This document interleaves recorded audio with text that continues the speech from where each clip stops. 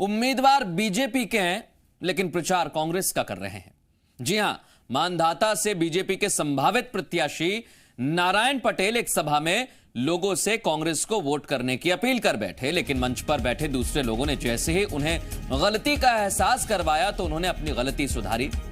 नारायण पटेल कांग्रेस छोड़कर बीजेपी में शामिल हुए और खंडवा की मांधाता विधानसभा से बीजेपी के संभावित उम्मीदवार हैं। मांधाता में एक सभा को संबोधित करते हुए नारायण पटेल ने लोगों से अपील की कि जब वो वोट देने के लिए जाएं तो उन्हें सिर्फ पंजा दिखना चाहिए, लेकिन उनके बगल में बैठे दूसरे नेता ने फौरन उन्हें टोका, गलती का एहसास करवाया। तो नारायण पटेल ने माफी मांगते हुए कहा कि आप लोगों को पंजा नहीं फूल दिखना चाहिए।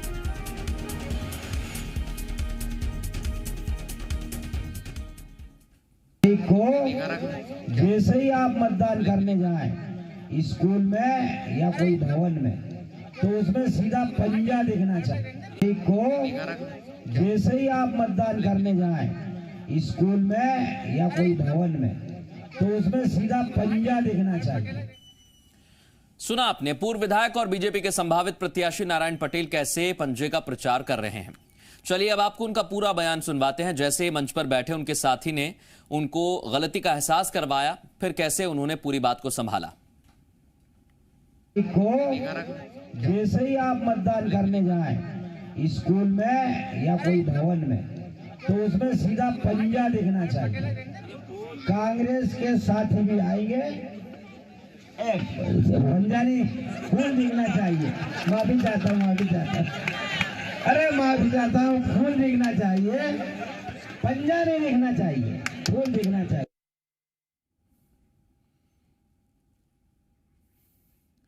प्रमोद शर्मा हमारे सहयोगी हमारे साथ जुड़ गए हैं। प्रमोद, कई बार ऐसा होता है कि जिस पार्टी में आप लंबे समय तक रहे वो आपके अंदर से या तो पूरी तरीके से गई नहीं है या फिर इसे मान लिया जाए कि जुबान फिसल गई।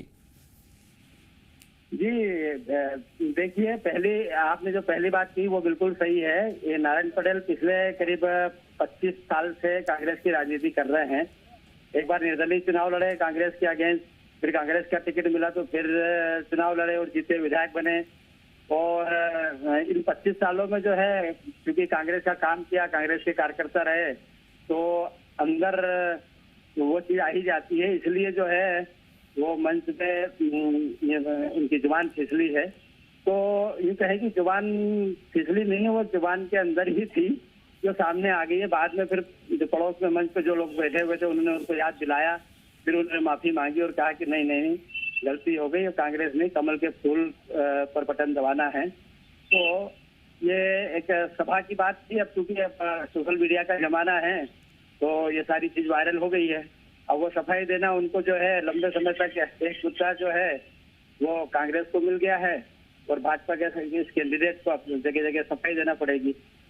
बहुत शुक्रिया प्रमोद तमाम बातचीत के लिए। हमारे सहयोगी हमारे साथ जुड़े थे। जरूर ये मुद्दा तो है ही, क्योंकि अगर आप संभावित उम्मीदवार हैं किसी पार्टी के और विपक्षी पार्टी का प्रचार कर दें और फिर कहें कि जुबान फिसल गई तो मुश्किल जरूर खड़ी हो जाती है। सीधे रुख करेंगे हमारे सहयोगी विवेक पटिया हमारे साथ भोपाल से लाइव जुड़े हुए हैं।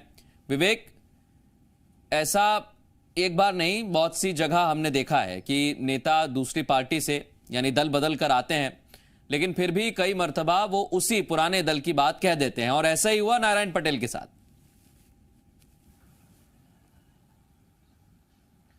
मर्दुल, कई बार जो हकीकत है वो कई व्यक्ति जो है भूल नहीं पाता है। नारायण पटेल कांग्रेस के लंबे समय से नेता रहे हैं, कांग्रेस के लिए वोट मांगते रहे हैं, फिर प्रत्याशी बने, चुनाव लड़े। ऐसी स्थिति में उनके जहन में आज भी कांग्रेस है और बीजेपी में भले ही वो इस वक्त हैं और बीजेपी के प्रत्याशी के तौर पर जो है चुनाव लड़ने भी वाले हैं, लेकिन उनके जुबान से अभी कांग्रेस ही निकल रहा है। पिछले कई बार ऐसा कांग्रेस के लोगों के साथ उन लोगों के साथ हुआ है जो कांग्रेस छोड़कर भाजपा में आए हैं।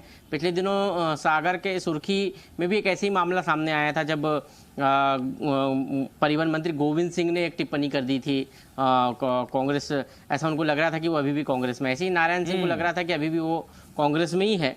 लेकिन कई बार ये मीडिया के लिए सोशल मीडिया के लिए जो है एक ऐसी सामग्री हो जाती है, और खासकर विपक्षी पार्टियों के लिए।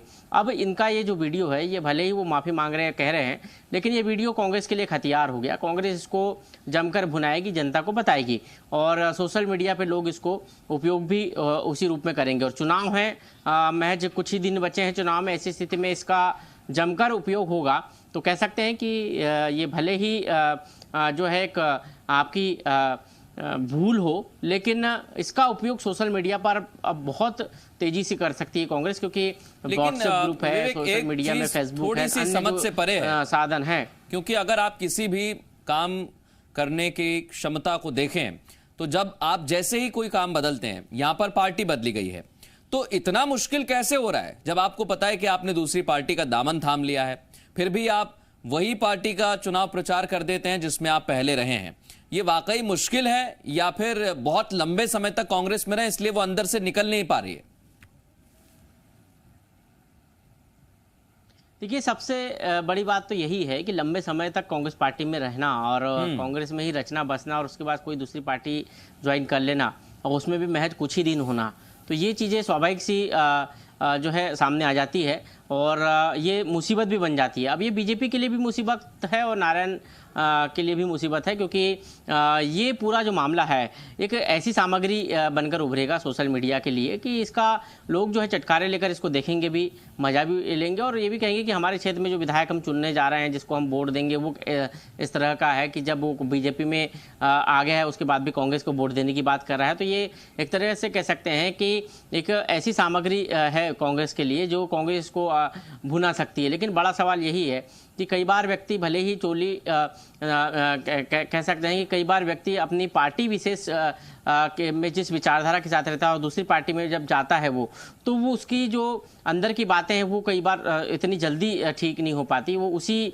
स्टाइल में काम करता है, उसी भाषा में बात करता है, लंबा वक्त रखता है दूसरे संगठन में जाकर उस संगठन की विचारधारा को आत्मसात करने में, उस संगठन के बारे में जानने में एक लंबा वक्त लगता है। नारायण पटेल को अभी कुछ ही दिन हुए हैं कांग्रेस पार्टी छोड़कर बीजेपी में आए हुए, लेकिन ये एक बड़ा जो है बयान है उनका, और ये बयान कह सकते हैं गलती से भले निकला हो, लेकिन एक ऐसी सामग्री वो कांग्रेस के लिए दे गए जो कांग्रेस चुनाव में जिसका जमकर इस्तेमाल कर सकती है। अविनाश भार्गव इस समय हमारे साथ जुड़े हुए हैं, उनसे भी हम एक सवाल लेते हैं, क्योंकि अविनाश जी उम्मीदवार हो सकते हैं बीजेपी के, लेकिन प्रचार गलती से कांग्रेस का कर बैठे। देखिए मृदुल जी, जो वास्तविकता होती है, अंदर की बात होती है, और मध्य प्रदेश की जनता की जो भावनाएं हैं, माननीय कमलनाथ जी की सरकार को पुनः वापस लाने के लिए जो जनादेश कमलनाथ जी को मिला था, वो जुबान पे आ ही जाता है कहीं ना कहीं। और चूंकि धोखा इनने दिया है, भारतीय जनता पार्टी का साथ देके, विधायक पद से इस्तीफा देके, सरकार गिरा के, जिन लोगों ने भी धोखा दिया उनको जनता भी सबक सिखाने वाली है। तो जो ऊपर का जिस तरीके का वातावरण निर्मित हो रहा है पूरे प्रदेश में, जनता जिस तरीके से कांग्रेस पार्टी हाथ के पंजे के साथ है, वो जवान पे आ ही जाता है। क्योंकि आज ही हम देखते हैं सांची विधानसभा में भारतीय जनता पार्टी में जो गए हैं प्रभु राम चौधरी, उनका बेटा प्रचार करने जाता तो जनता उनसे प्रश्न पूछती कि आपको क्या कमी रह गई थी जो अब आप भाजपा में चले गए, और यहाँ से आप वोट मांगने की बात कर रहे हैं, मंत्री वहां भी थे, विधायक वहां भी थे, तो क्या जरूरत पान पड़ी।